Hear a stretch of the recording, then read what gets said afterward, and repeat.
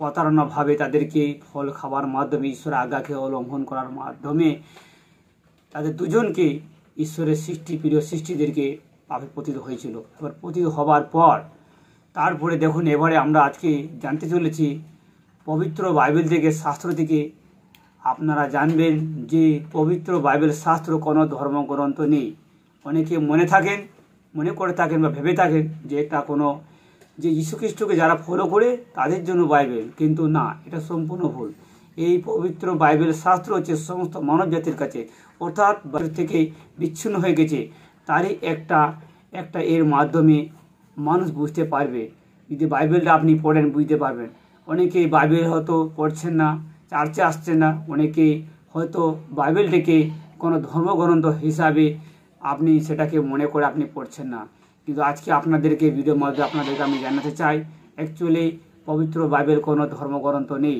কারণ এখানে হয়তো আদি থেকে সৃষ্টির বিষয় লেখা আছে, মানব জাতি কীভাবে আসছে পৃথিবীতে, তারপরে মানব জাতি কীভাবে পাপে পতিত হলো, এই বিষয়ে লেখা আছে। আসুন আপনাদেরকে আমি সময় না নিয়ে আপনাদেরকে আমি আজকে এই পবিত্র শাস্ত্র থেকে আপনাদেরকে আমি জানাতে চলেছি যে মানব জাতি কীভাবে খুন করতে শিখলো। এই খুন করার আগে পাপ এসেছে, তারপরে খুন করতে আরম্ভ হলো। কিন্তু খুনটা কিভাবে হয়েছে, প্রথম এই পৃথিবীতে মানুষ কিভাবে খুন হয়েছে আপনারা এটা জানবেন। অনেকে দেখবেন আপনার ছেলে মেয়ে বা এই পৃথিবীতে অনেক মানুষ আছে, অথচ তারা একে অপরকে খুন করছে। এই খুনটা আসছে কোথা থেকে আপনারা ভিডিওর মাধ্যমে জানবেন। অ্যাকচুয়ালি পবিত্র শাস্ত্র মানুষকে তার সৎ পথে চলতে সাহায্য করেন। আসুন আজকে আমরা সেই ভিডিওর মাধ্যমে আপনারা জানবেন। আর আপনাদেরকে আমি আমাদের ইউটিউব চ্যানেল মুক্তিদাতার বাণী ইউটিউব চ্যানেল থেকে আপনাদেরকে আমি স্বাগত জানাই। আর প্রত্যেকে আমি আমাদের প্রভু যীশু খ্রিস্ট নামে ধন্যবাদ জানিয়ে আমি এটা শুরু করছি। আসুন, আর সর্বশক্তিমান প্রভু ঈশ্বরকে আমি ধন্যবাদ জানাই, কারণ এটা সম্পূর্ণভাবে ঈশ্বর পরিচালিত, ঈশ্বরের মুখ থেকে নিশ্চিত সেই বাক্য যে আমরা আপনাদেরকে মাধ্যমে আমি প্রকাশ করতে চলেছি। আসুন আপনাদের মাঝে আমি এই শাস্ত্র পাঠ করছি, শুনুন। এখানে লেখা আছে, এখানে প্রথম সৃষ্টির মানুষ তাদের যে দুজন ছেলে হয়েছে, তাদের দুজনের ছেলের নাম হচ্ছে এখানে কয়েন ও হেবল, তাদের দুজনের বিবরণ, অর্থাৎ প্রথম তাদের সন্তান বিবরণ পড়ে আদম আপন স্ত্রী হবার পরিচয় লইলেন। তিনি গর্ভবতী হইয়া কয়েনকে প্রসব করিয়া কহিলেন, সদাপুরুষ সহায় তার আমার নরলাভ হইল। দেখুন এখানে সেই নারী তিনি বলছেন যে ঈশ্বরের সহায়তায়, ঈশ্বরের সাহায্যতে আমি একটা নর লাভ করলাম, অর্থাৎ একটা বাচ্চা তিনি প্রসব করলেন। ঈশ্বর না চাইলে কোনো মতো হতে পারে না। আপনারা এখানে পরিষ্কারভাবে শাস্ত্র বুঝতে পারলেন। তিনি বলছেন যে এখানে তিনি নর লাভ করলেন, অর্থাৎ মনুষ্য তিনি জন্ম দিলেন। সেখানে তার নাম হচ্ছে, প্রথম সেখানে দেখবেন ওনার নাম হইন, আর তার দ্বিতীয়টা নাম হচ্ছে হেবল। এই দুজনের মধ্যে দেখুন এখানে বলছে হেবল মেষপালক ছিল, কয়েন ভূমি কর্ষক ছিলেন। অর্থাৎ দু ভাই দুজন, একজন ভূমি তিনি চাষবাস করতেন, আর আরেকজন তিনি তার ভাই কয়েন এখানে দেখবেন মেষপালক ছিলেন। এবারে দাদা ছিলেন সেখানে চাষবাস করতেন, আর ভাই ছিলেন মেষপালক। এই দুজনের ভাইয়ের মধ্য দিয়ে দেখবেন কোনো জিনিস বা কোনো নতুন জিনিস এলে সবাই দেখতে চায়। আর এখানে বাইবেলে লেখা আছে সর্বপ্রথম যা কিছু দিয়ে থাকেন ঈশ্বরের নামে সেটাকে উৎসর্গ করতে হয়, কারণ ঈশ্বর কাছে সেটাকে তার ঈশ্বর নামে সেটা উৎসর্গ করা হয়।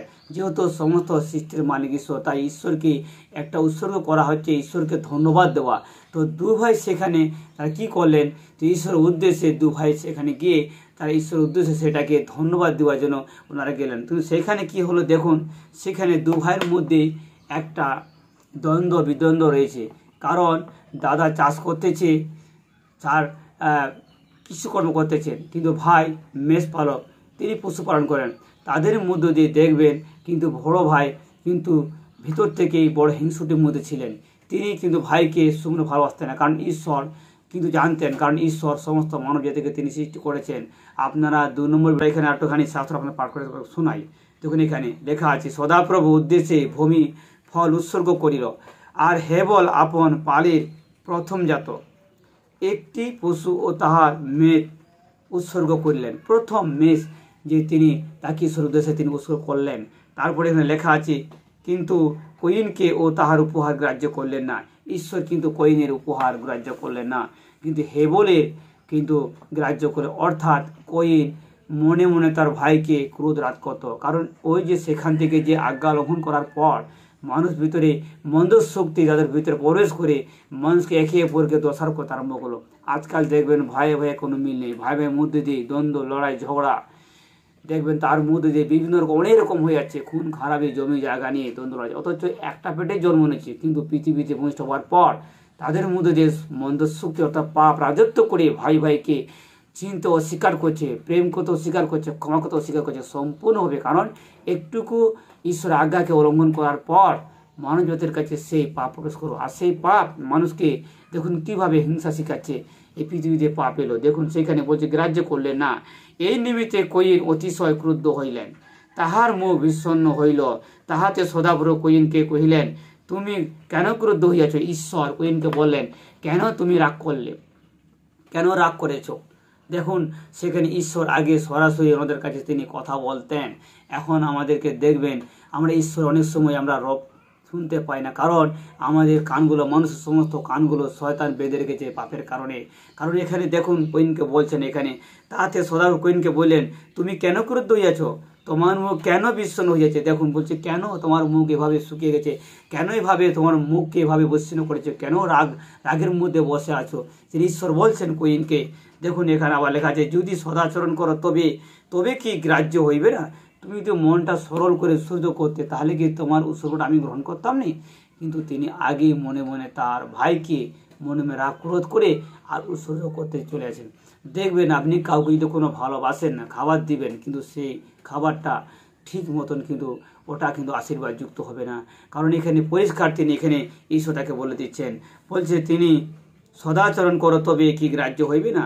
আর যদি সদাচরণ না করো তবে পাপ দ্বারে গুড়ি মারিয়া রইয়াছে। দেখুন এখানে যদি সদাচরণ, ভালো ব্যবহার, আচার ব্যবহার না করেন, যদি ক্ষমা না করেন, তাহলে এখানে কয়িনকে বলছে তোমার ভিতরে একটা পাপের, তোমার সেখানে সেই দরজার মধ্যে পাপ দাঁড়িয়ে আছে, আর সেই পাপ তোমাকে ধরেছে, আর সেই পাপ তোমার উপরে কর্তৃত্ব করবে, তোমার উপরে সেই পাপ ক্ষমতা চালাবে, আর সেই পাপ তোমাকে চালাবে। পাপ যেভাবে বলবে তোমাকে সেভাবে পাপ তোমাকে পরিচালিত করবে।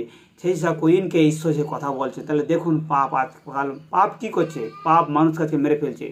রাগ করে কোথা থেকে এসে? দেখুন প্রথম ঈশ্বরের সৃষ্টি মানুষ, তার প্রথম যে তার দু সন্তানকে কিভাবে পাপ তাকে ধরলো, আর সেই পাপের মধ্য দিয়ে ভাই হয়তো সে শোক করছে, তার পশুপাল ভালো হয়ে গেছে, তার কিন্তু হয়নি, সে রেগে রেগে টেনে খিচড়ে যার করে ঈশ্বরকে কিন্তু সে শোক করছে।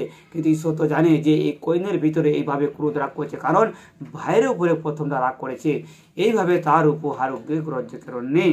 তাই তিনি এখানে বলছেন, বলছে এখানে পাপ দ্বারে গুড়ি মারিয়া রহিয়াছে, তোমার প্রতি তাহার বাসনা থাকিবে এবং তুমি তাহার উপরে কর্তৃত্ব করিবে। আর কয়িন আপন ভ্রাতা হেবল সহিত কথোপকথন করিল, পরে তাহার ক্ষেত্রে গেল। কয়িন আপন ভ্রাতা হেবলের বিরুদ্ধে উঠিয়া তাহাকে বধ করিল। দেখুন তারপরে সেই দাদা তার ভাইকে বলছে, ভাই চলো মাঠের দিকে আমরা যাব, তোমারও পশুপালকে নিয়ে চলো, আর আমি আমার চাষবাসকে সেখানে গিয়ে দেখবো, দেখাশোনা করবো। কিন্তু সেই কয়িনে তার বড় দাদার প্ল্যান হচ্ছে তাকে মেরে ফেলা।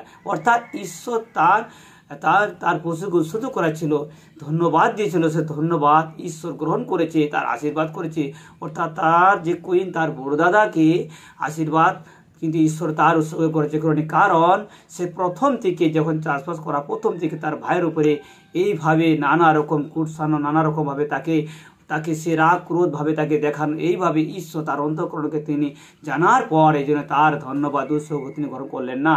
এই কারণ তার ভাইকে মাঠে ডেকে নিয়ে যে তাকে এইভাবে তাকে হত্যা করলো, তার ভাইকে কয়িন তার হেবল তার ভাইকে হত্যা করল। এই যে প্রথম যে বাইবেলে লেখা আছে প্রথম খুন এভাবে সৃষ্টি হয়েছে। তাই দেখবেন এখনও সে ভাই ভাইয়ের মধ্যে হয়তো একটা পেটের মধ্যে জন্ম না নিতে পারে, সে তো কারো হতো ভাইয়ের মতন, কিন্তু দেখুন একটু সাধারণ ক্রোধের জন্য সে ভাইকে খুন করে ফেলছে। দেখুন কিভাবে সামান্য টাকা পয়সার জন্য একে এক করে খুন করে ফেলছে। তাহলে আপনারা বুঝতে পারেন যে ভিডিওর মাধ্যমে কিভাবে প্রথম খুন পৃথিবীতে এই প্রবেশ করলো, কারণ একটি আজ্ঞা প্রথম মানুষ অলঙ্ঘন করেছিল। অর্থাৎ ঈশ্বরের যে কথাটা না রাখার কারণ, না শোনার কারণে পৃথিবীতে প্রবেশ করলো। আর সেই সর্পর মাধ্যমে যে মন্দ শক্তি যে পাপ করেছিল, সেই পাপ এখানে দেখুন প্রথম সে কুইন তাদের যে প্রথম সৃষ্টি, তাদের প্রথম ছেলেকে আর তাকে ইউজ করে ফেললো, আর তার ভাইকে দেখুন সেখানে খুন করে ফেললো। এই যে প্রথম খুনটা আরম্ভ হয়েছে। আজকে মানুষ খুন করতে কি করে শিখতেছে? কারণ অর্থাৎ আগে থেকে পাপের কারণে এইভাবে মানুষকে একের পর এক খুন করতে আরম্ভ করলো। এইভাবে মানুষের মধ্যে একটা খুন চলে এলো। আবার দেখুন এখানে লেখা আছে, আবার বলছে দেখুন এখানে তারা দু ভাই চলে গেছে, দাদা তাকে খুন করে পালিয়ে গেছে, কিন্তু তার যে ছোট ভাইয়ের যে রক্ত যে জমিতে পড়ে আছে, সে রক্তর মধ্যে জীবন আছে। তবে লেখা আছে রক্ততে জীবন। তাই আমরা যখন দেখি যে মানুষের প্রয়োজন রক্ত মানুষকে দেওয়া হয়, সেরকম সেম সে রক্ত সেখান থেকে ঈশ্বর কাছে সে প্রার্থনা করছে, সেখানে প্রার্থনা করছে। দেখুন এখানে কি বলছেন, সে তার রক্ত ঈশ্বরকে পড়ে সদাপ্রভু কুইনকে বললেন তোমার ভার্তা হেবল কোথায়? তিনি জিজ্ঞাসা করছেন যে তোমার ভাই কোথায়? আর তিনি বলছেন যে আমার ভাই কি, আমি কি বাগাল না আমি তার রক্ষক? এইভাবে তাকে বলছে যে আমি জানি না আমার ভাই কোথায় গেছে। অর্থাৎ তাকে জমিতে গিয়ে তাকে মেরে ফেলেছে, হত্যা করেছে। দেখুন সেখানে হত্যা করার পর কি বলছে, ভূমি হইতে এখানে লেখা আছে, বলছে আমার ভার্তা রক্ষক কি আমি? তিনি কহিলেন তুমি কি করিয়াছ তোমার ভার্তা রক্ত তুমি ভূমি হইতে আমার কাছে ক্রন্দন করতেছে। দেখুন তার ভাইয়ের রক্ত ঈশ্বরের কাছে কান্নাকাটি করে বলছে, হয়তো বলছে সে প্রার্থনা করছে। দেখুন কীভাবে সে তার চাইছে যে আমাকে এভাবে কোনো হত্যা করা হলো, আমি কি অপরাধ করেছি? ঈশ্বরের কাছে সে প্রার্থনা করছে। আর সে কুইনকে বলছে দেখো তোমার ভাই আমার কাছে গিয়ে আর্তনাদ করতেছে। দেখুন কীভাবে সেখানে তারপরে লেখা আছে, বাইবেল দেখবেন বলছে ক্রন্দন করতেছে। আর এখন যে তুমি তোমার কুইনকে বলছে তুমি তোমার হস্ত হইতে তোমার ভার্তা রক্ত গ্রহণার্থে আপন মুখ খুলিয়াছে, সেই ভূমি হইতে তুমি শাপগ্রস্ত হইলে। ভূমিতে কৃষিকর্ম করিল, তাহা আপন শক্তি দিয়া তোমার সেবা আর করিবে না। তুমি পৃথিবীতে পালাতক ও ভ্রমণকারী হইবে। দেখুন কিভাবে আজকাল দেশে দেখবেন যত কৃষিকর্ম করছে কিন্তু পূর্ণ হচ্ছে না, কারণ ভূমি তাকে দেখে পালিয়ে যাচ্ছে। যত চাষবাস করছে সব বেস্ট হয়ে যাচ্ছে। আজকাল দেখবেন মানুষ যত চাষ করছে বলে চাষে লস, চাষি আর কোনোদিন লাভ বলছে না, খালি লসের কথা বলছে। কারণ জমিও তাকে মধ্য দিয়ে কিন্তু সাহায্য করছে না। কারণ যে হাত দিয়ে আজ চাষবাস করছে মানুষের হাত দিয়ে প্রথম তার ভাইকে খুন করা হয়েছিল, সে অভিশপ্ত হাত দিয়ে। সেই জন্য ঈশ্বর বলে গেছে ভূমি আর তোমাকে সাহায্য করবে না। তুমি যতই কিছু করো, তুমি মাথার ঘাম এই মাটিতে ফেলে কিছু করে 12 মাস সেভাবে খেটে তোমরা মরে যাবে। কারণ একটা অভিশাপ মানুষের মধ্যে চলে আসছে, কারণ নিজেরা অভিশাপ নিয়ে এসেছে। এইভাবে প্রত্যেকটা মানুষ দেখবেন আজকাল সেই পাপের মধ্য দিয়ে জীবনধারা করতেছে। আপনারা শিখলেন এই ভিডিওর মাধ্যমে কিভাবে প্রথম খুনটা হয়েছিল। এই যে ভাইয়ের মধ্যে হিংসতা এখনও সে রয়েছে। তারপরে এখানে বলছেন এখানে ভ্রমণকারী হইবে। দেখবেন কিছু লোকেরা যখন মানুষকে খুন করার পরে কি করে থাকে, ঘরে বসে থাকে না, ঘরে বসে তার কী করে পালিয়ে বেড়ায়, পাশে তাকে আবার পুলিশ ধরে আর জেলখানা দিয়ে তাকে ফাঁসি দেওয়ানো দেয়। সেই কারণে কী করে পালিয়ে বেড়ে, এই যে পালিয়ে এখানে সে কুইন পালিয়ে গিয়েছিল, ভ্রমণ করেছিল, মানে সে ভ্রমণকারী। ওই যেখানে সেখানে বেরিয়ে এসে থাকবে আর সেখানে কর্ম খাচ্ছে। কারণ ওই যে খুন করার পর পালিয়ে যাওয়া, আজ পর্যন্ত খুন করে এখানে পালাচ্ছে, তাহলে পালাতো না। হ্যাঁ খুন করেছে তাতে কি অসুবিধা হবে, কিন্তু দেখুন খুন করার পরে বা অন্যায় করার পর দেখবেন সেই ব্যক্তিটা আর থাকতে চায় না, কারণ তাকে শাস্তি দেওয়া হবে, পুলিশ আসবে, প্রশাসন আসবে, একটা আইন কানুন আছে, তাকে তাড়িয়ে দিতে হবে।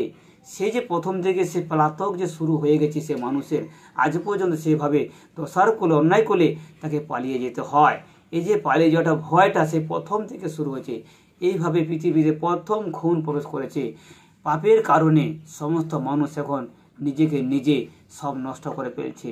আপনারা শুনলেন এতক্ষণ এই ভিডিওর মাধ্যমে, আর আপনাদেরকে আমি ধন্যবাদ জানাই এতক্ষণ এই ভিডিওটা শুনেছেন এবং দেখেছেন, যে আপনারা প্রথম থেকে শেষ পর্যন্ত বাইবেলের পুরো কাহিনীটা আপনাদেরকে ভিডিওর মাধ্যমে আপনাদেরকে জানাবো। আর আমি আশা করি প্রত্যেকদিন এই ভিডিওগুলো আপনারা দেখবেন আর ফলো করবেন, আর দেখবেন এখানে শিখতে পারবেন। আপনার হয়তো হাতে বাইবেল নেই, বাইবেল পড়তে পারছে না, আপনি কী লেখা আছে কী নেই, আপনি হয়তো বাইবেল বিষয়ে অনেক কিছু হয়তো বলেছেন বা না জানেন হয়তো বলেছেন। এখন ভিডিওর মধ্যে আপনারা জানুন, শুনুন বাইবেলে কী লেখা আছে, পবিত্র শাস্ত্রতে কী লেখা আছে। এটা সম্পূর্ণভাবে প্রথম সৃষ্টি থেকে শেষ পর্যন্ত কীভাবে মানুষ কীভাবে গতিতে আছে, তারপরে এই ভিডিও শেষে পুরো সম্পূর্ণ দেখবেন। প্রতিদিন এটা 3 নম্বর ভিডিও আপনারা মন দিয়ে শুনবেন। আশা করি আপনারা শুনেছেন এবং বুঝতে পেরেছেন। আপনাদেরকে আমি অসংখ্য আমি ধন্যবাদ জানাই যে ভিডিওর মাধ্যমে আপনারা সম্পূর্ণ বাইবেলটাকে পড়তে পারবেন, বুঝতে পারবেন। বিশ্বাস করি শুনেছেন। আর আমাদের ইউটিউব চ্যানেল মুক্তিদাতার বাণী চ্যানেলটিকে আপনারা সাবস্ক্রাইব করবেন এবং লাইক করবেন এবং শেয়ার করবেন, অন্যরা যেন বুঝতে পারে যে বাইবেলটা কি অ্যাকচুয়ালি, বাইবেলে কোন ধর্মের কথা লেখা আছে। দেখুন, আপনাদেরকে এতক্ষণ আমি এই বাইবেল থেকে আপনাদের শোনালাম, এখানে একটা কোনো ধর্মের কোনো শব্দ নেই।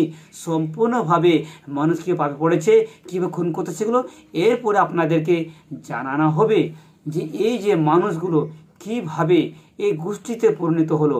আজকে দেখবেন পৃথিবীতে অনেক ধর্ম বাঁধা হয়ে গেছে, কি হয়ে গেছে এইভাবে মানুষ, কিন্তু সেই একজন মানুষের মধ্য দিকে সে কীভাবে মানুষ আর এইভাবে কীভাবে দেখবেন প্রথম পৃথিবীতে দেখবেন এখানে বাইবেল আপনারা বুঝতে পারবেন যে ভাষাটা একটাই ছিল। আর পৃথিবীতে এত ভাষা লিখি করে ভাবতে পারবেন। এই বাইবেলে লেখা আছে পবিত্র শাস্ত্রতে যে এই পৃথিবীতে কেবল একটি থেকে বিভিন্ন ভাষার মাধ্যমে জাতি পরিণত হয়েছে। এরপরে ভিডিও আপনারা জানবেন। আমি বিশ্বাস করি আপনারা এই ভিডিওগুলো শুনছেন আর দেখছেন।